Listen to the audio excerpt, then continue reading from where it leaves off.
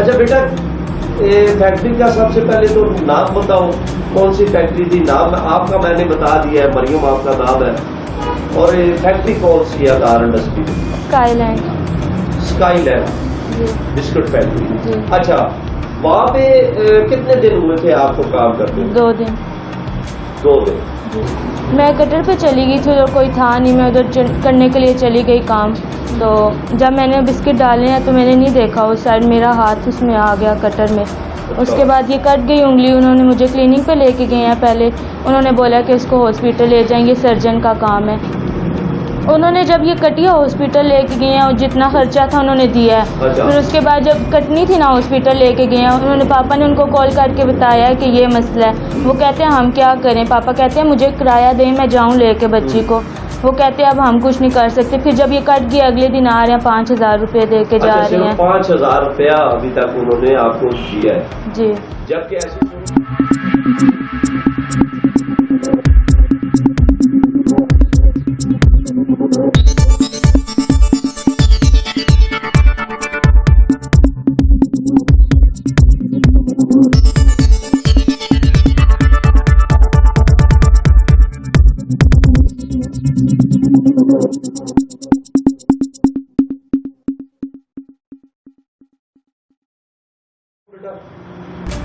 وعلیکم السلام۔ تھوڑا سا اونچا بول رہا ہے، ٹھیک ہے؟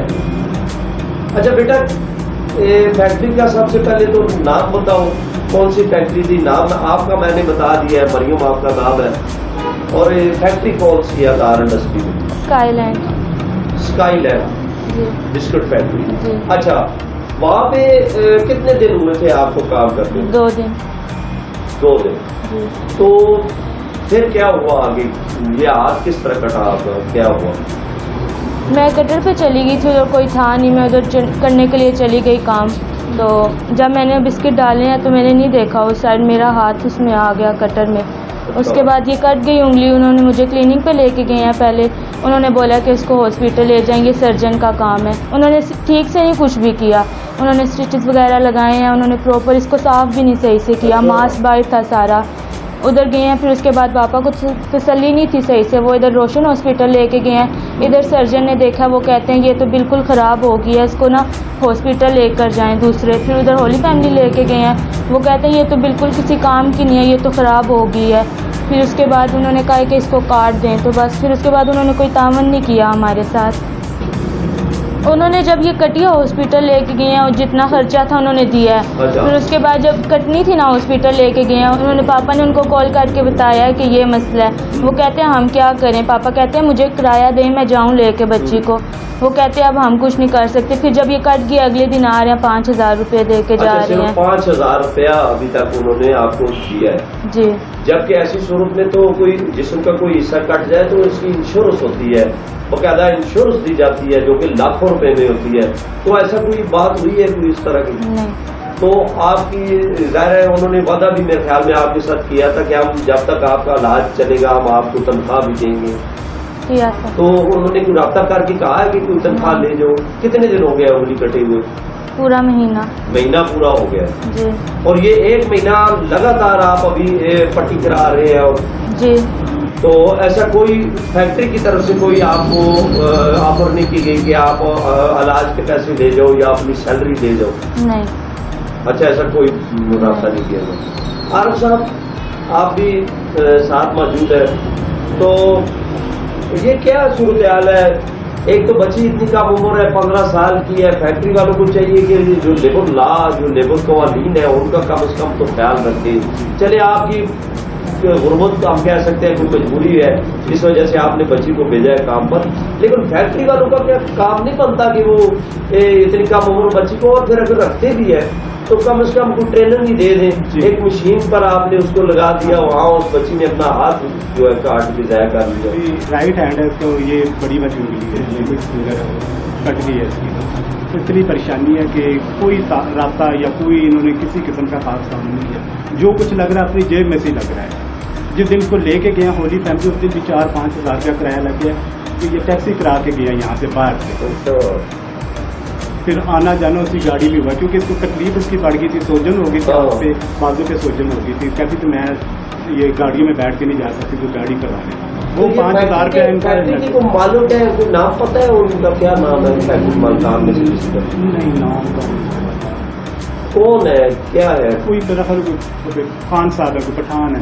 اچھا, اسکائی لینڈ ڈسٹرکٹ فیکٹری کے جو مالک ہیں وہ خان صاحب ہیں. آگے جو بندہ ہے جو بچیوں کو لے کے جاتے ہیں کام کرتے ہیں, وہ کیری ڈبے بھی جاتی تھی بچیاں, وہ بھی مرحلے پٹھان ہی ہے. اچھا, تو یعنی آپ کی طرف سے رابطہ کوئی کیا گیا ہے ان کو, کوئی آپ نے کہا ہے کہ بھائی ہمارے اتنے اخراجات ہو رہے ہیں؟ تو نہیں, ہم نے تو کوئی ایسی بات نہیں کی. یہ تو ان کو سوچنا چاہیے تھا کہ ایک بچی کا ہاتھ جو ہے نا اتنا وہ ڈیمیج ہوا, ان کی خراب ہو گیا, اس کی تو ہم خود رابطہ کریں نا. احساس تو ہونا چاہیے نا, درد ہونا چاہیے بچے کا. اب ایک غریب باپ کیا کچھ کر سکتے ہیں, ان کی والدہ کو فوت ہوئی 8-9 سال ہو گئے, اور میں تو مزدوری کر کے بچے پالتا ہوں. کام کبھی ہوتا ہے کبھی نہیں ہوتا. بچے پڑھنے والے ہی آگے پڑھنا بھی چاہتے ہیں, اخراجات اتنے ہیں کہ نہیں ہو رہا, آگے سلسلہ نہیں چلتا.